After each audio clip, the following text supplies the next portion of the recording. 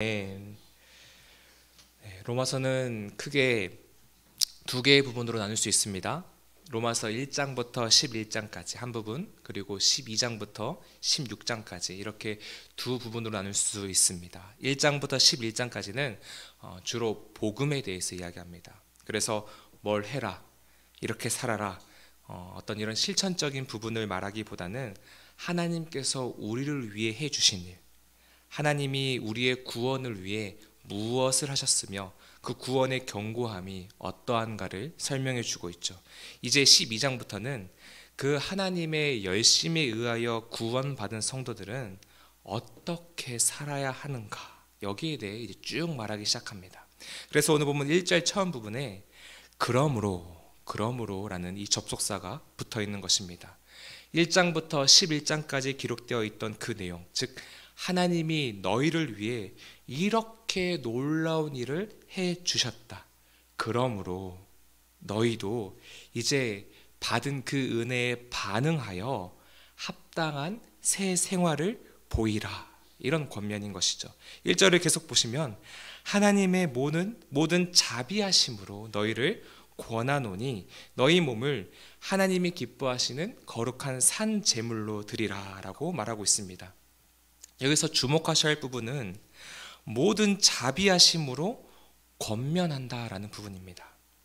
나의 권면은 너희 이제 이렇게 안 살면 하나님께 벌 받는다, 심판받는다, 각오해라, 그러니까 똑바로 살아라, 어떤 이런 강압과 두려움으로 권면하는 것이 아니라 하나님의 자비와 사랑으로 너희를 권한다라는 말입니다. 너희가 때로 내가 말하는 지금 이 권면대로 살아내는데 실패했을지라도 너희들에게 베풀어 주신 하나님의 자비하심과 사랑과 긍휼은 절대로 떠나지 않는다. 이 하나님의 그 무한한 자비하심의 근거에서 앞으로 내가 권면할 이런 모습으로 살아주길 바란다. 이런 의미인 것입니다. 그러면 하나님의 그 자비하심으로 권면하고 있는 그 내용, 그 실천적인 사항은 무엇인가? 거룩한 산 제물로 너희 삶을 드리라고 말하죠. 무슨 말입니까?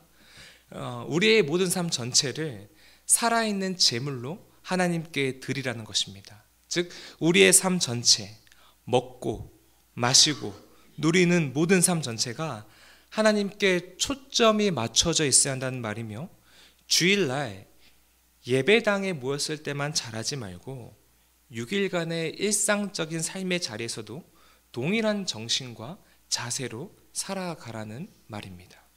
그리고 이런 모습을 가리켜 1절 말미에 이것이 곧 영적 예배다라고 말합니다.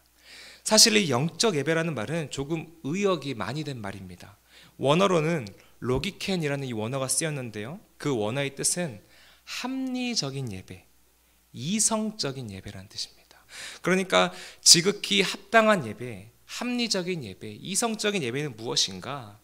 구원받은 신자들이 자신의 삶 전체를 하나님께 바치는 것, 바로 이것이 합당한 예배다라고 말하고 있는 것이죠. 그럼 이렇게 삶을 하나님께 바치기 위해, 삶으로 예배드리기 위해, 이 합당한 예배를 드리기 위해 우리는 뭘 해야 하는가? 2절에 그것이 계속 기록되어 있습니다. 변화를 받아서 하나님의 선하시고 기뻐하시고 온전하신 뜻이 무엇인지 분별하라고 말합니다. 하나님의 뜻과 하나님의 원하심을 늘 분별해서 그 하나님의 원하심을 선택하고 순종하는 삶을 교회에서나 일상의 자리에서나 똑같이 그 뜻에 순종하며 살아가는 것이 바로 영적 예배다라는 것이죠. 그러면서 3절 이하부터 하나님의 뜻을 분별하며 하나님께 내 삶을 산 제물로 드리는 삶이 이제 구체적으로 어떤 모습으로 표출되어야 하는가에 대해서 설명하는데, 바울은 3절에서 8절까지 성도가 교회 안에서, 일상의 자리는 이제 나중에 말하고요, 교회 안에서 먼저 보여야 할 모습을 말하기 시작합니다. 그리고 그 이후로는 일상의 자리, 원수와의 관계, 국가 시민으로서의 생활, 사회 속에서의 역할, 그런 것들을 쭉쭉 말하는데 오늘은 신자가 교회 안에서 보여야 될 모습만 좀 살펴보도록 하겠습니다. 바울은 우리 성도들이 교회 안에서 어떤 모습을 보여야 그 모습이 하나님께 산 제물로 드리는 모습이자 그것이 곧 합당한 예배다라고 말했을까요? 3절에서 이렇게 말합니다. 개역 개정본 번역이 조금 어려워서 제가 쉬운 성경으로 제가 좀 풀어서 읽어보겠습니다. 나는 하나님의 은혜를 받은 사람으로서 여러분 한 사람 한 사람에게 진심으로 말합니다. 여러분은 자신에 대해 마땅히 생각해야 할 그 이상의 교만한 생각을 하지 말고 하나님께서 주신 믿음의 분량에 따라 여러분 자신을 분수에 맞게 올바로 평가하십시오. 바울은 지금 교회 안의 성도를 향해서 뭐라고 권면하냐면 생각해야 할 그 이상의 교만한 생각을 가지지 말고 하나님께서 주신 믿음, 그 믿음의 근거에서 지혜롭게 생각하고 교회를 그렇게 섬겨라 라고 말하고 있습니다. 무슨 말일까요?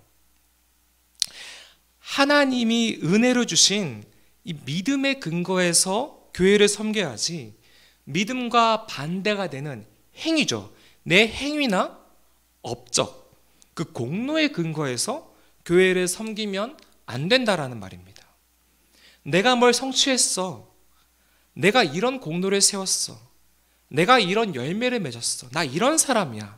이런 공로의식이 마음속에 있는 성도는 바울이 지금 경고하고 있는 것처럼 마땅히 생각할 그 이상의 생각, 교만한 생각, 자랑하는 모습, 가르치려는 모습, 뭔가 영향력을 행사하려는 모습들을 교회 안에서 보이게 될 것입니다. 반대로 내 공로, 내 행위가 아니라 오직 하나님이 선물로 주신 그 믿음으로 예수님의 공로로 구원받았다라는 의식이 확고하게 있는 신자들은 절대로 자기를 자랑하거나 드러내거나 이웃과 다른 교인들의 생각을 비난하거나 무시하지 않습니다. 공동체 안에서 혈기를 내거나 교회가 이래야지 저래야지 큰 소리를 내지 않습니다. 내 생각을 밀어붙이지 않습니다.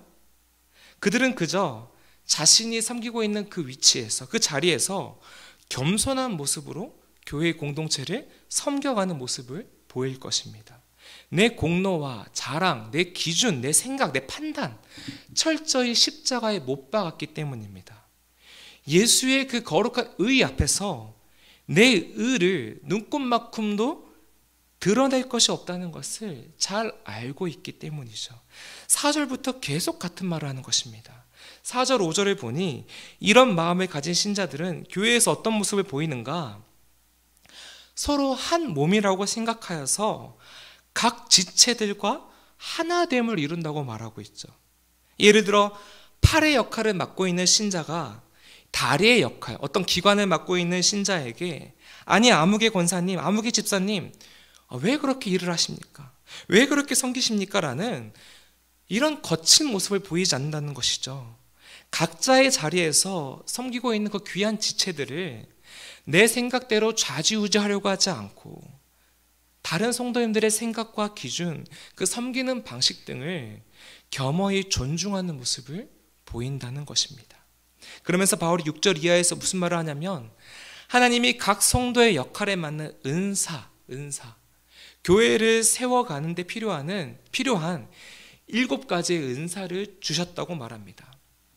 이 말은 각자 하나님께 받은 은사가 다르니 주신 은사를 따라서 그리스도의 몸된 교회를 기쁨으로 섬겨라 라는 말이자 아까 말씀드렸던 3절 말씀과 연관지어서 해석하면 내가 가지고 있는 은사를 초월하거나 넘어서는 교회의 일이나 다른 역할을 맡고 있는 누군가의 모습에 가타부타 하지 말라. 그 이상의 생각, 즉 교만한 생각으로 내 방식과 생각을 다른 기관을 맡고 있는 지체들에게 가르치려 하지 말라. 이런 권면도 들어있는 것입니다. 바울이 이 짧은 구절에 참 깊고 많은 내용을 녹여내서 설명이 좀 길었습니다.